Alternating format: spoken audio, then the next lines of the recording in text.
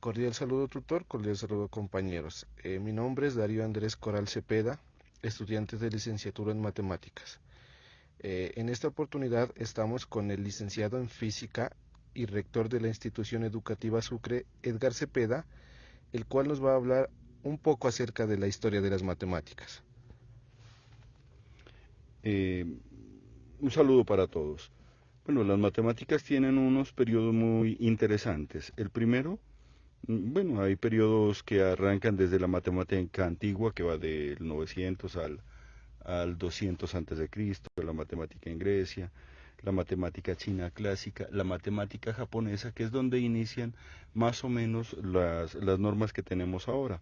Por ejemplo, Seiko Kowa, él hizo algo sobre el cálculo integral, que simultáneamente en Europa estaba trabajando Leibniz en lo que es el cálculo integral. Con los cálculos integrales se permitieron encontrar espacios, distancias, tiempos a través de lo que son las integrales con variables directas. Luego viene un periodo bien importante que es la matemática de la India, que eso está entre el periodo 400 y 1600 después de Cristo. Uno de los elementos más importantes de este periodo es que se empiezan a trabajar las funciones trigonométricas, entre otras el seno, coseno, y lo que es el arco, o sea, la función inversa de seno y coseno. Se hicieron algunos cálculos muy interesantes, la medida del año sideral, que el año correspondía a 365 días y un cuarto, bueno, ahí hay una cantidad de decimales en el cálculo. De igual forma, se trabajaron algunos cálculos muy importantes, ¿no? En lo que es la identidad del Brahmaputra. Se habló sobre las cifras, sobre el sistema numérico arábigo, que prácticamente se basó en los números que ahora conocemos, y los números que ahora conocemos se basaban en la cantidad de ángulos que tenía, ángulos menores o iguales a 90 grados que tenía las figuras que lo representaban.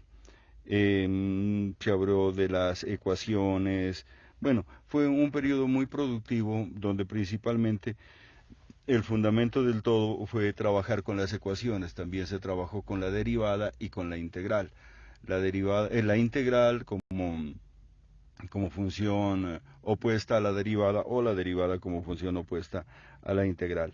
Luego hay un periodo bien importante que es la matemática islámica. Eh, en esta matemática islámica los árabes y los persas fueron unos pensadores muy importantes, que la matemática no la tomaban como el trabajo del número, sino como el trabajo de una obra literaria. De allí salen unas obras literarias muy bonitas. Por ejemplo, El hombre que calculaba es una obra literaria de matemáticas que es muy bonita en el sentido de que le enseña a las personas a calcular el número. Se iniciaron a hablar sobre qué es un algoritmo, o sea, el algoritmo de una ecuación, la forma como se hace la ecuación, los elementos fundamentales de la ecuación. Se habló sobre la solución de ecuaciones de segundo grado con raíces positivas, y se trabajó mucho en lo que es la reducción, el balance y la forma de despejar adecuadamente una ecuación de diferentes formas y utilizando diferentes métodos. También se utilizó las demostraciones, donde la primera forma de demostración fue la forma de por inducción. Este periodo fue un periodo muy productivo. Se habló también de lo que es el teorema del binomio, el triángulo de Pascal, de los cubos integrales, del cálculo algebraico, entre otras cosas que fueron muy interesantes. Pero uno de los elementos más productivos en la matemática fue el periodo siguiente, que es la matemática de Occidente. En la matemática de Occidente equivaldría a la época medieval europea. En esta época medieval hubo muchos pensadores donde el elemento fundamental que se trabajó fue el cálculo. Sí, allí se habla de Bau, de Krims, de muchos pensadores, ¿no? De Advici y demás. La matemática en el Renacimiento europeo fue un elemento bien importante porque se inventaron métodos de cálculo. En esos métodos de cálculo se habló de muchas cosas, ¿no? Entre otras el cálculo diferencial, y se empezaron a trabajar lo que son los límites matemáticos. Se trabajó lo que es la integración, o sea, la integral, eh, y se combinó mucho la matemática con la física. Por eso, en esta época se empezó a utilizar la matemática para calcular velocidad, aceleraciones, y un teorema bien importante fue el teorema de la velocidad media, donde se calculaba a través de derivadas e integrales, se predecía las posibles velocidades que se podían tener. Eh, Fue muy importante en este periodo lo que fueron la resolución de ecuaciones, que aunque se los trabajó en otros sistemas también, principalmente en la India, los métodos de cálculo de las ecuaciones en el occidente dieron otra visión a lo que es el trabajo con las matemáticas. Hay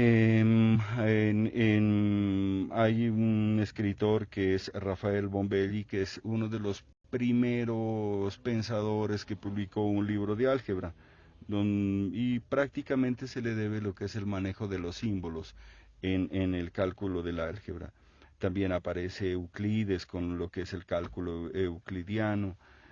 Bueno, y aparece Isaac Newton con el experimento de la manzana, aparece Leibniz con el cálculo infinitesimal, aparece Cauchy con lo que es el cálculo de los límites, Euler u Euler como lo pronuncian en Europa, que él aportó mucho a las funciones matemáticas, o Lagrange con la teoría de los números, el cálculo infinitesimal, que fueron unos pensadores muy importantes en el desarrollo de la matemática. En este momento fue donde se utiliza la matemática tanto para la física como la química. Por ejemplo, uno de los mayores apoyos de la matemática a la física fue el teorema de Bernoulli, que obviamente lo descubrió el autor con el apellido Bernoulli. Eh, que ese fue un elemento muy importante para el manejo de los fluidos. Se empezó a trabajar sobre la geometría, en lo que es la aplicación del cálculo de ingeniería, las descomposiciones de elementos simples, que también fue un elemento muy productivo. Euler, o Euler, como la mayoría lo conocen, eh, demuestra el teorema de Fermat. El teorema de Fermat es el manejo de las ecuaciones a través de diferentes cálculos. Bueno, posteriormente ya se trabaja con la matemática moderna, que es la que nosotros conocemos. La matemática moderna arranca prácticamente desde el siglo XIX. Hay muchos escritores que trabajaron fuertemente, entre ellos Joseph Louis Lagrange, con el teorema de Lagrange, eh, Agustín Cauchy con el teorema de Cauchy, Gauss, que es el padre de la estadística, con obviamente las curvas gaussianas y el trabajo de la estadística. Riemann, aparece Laplace, que es un matemático muy importante, y obviamente también hay el teorema de Laplace, Hamilton, Frege, que ellos trabajaron exclusivamente los diferentes teoremas que ahora nosotros los conocemos. Cada uno inventó su teorema, que fueron aplicados y ahora son aplicados para el desarrollo de todas las ciencias.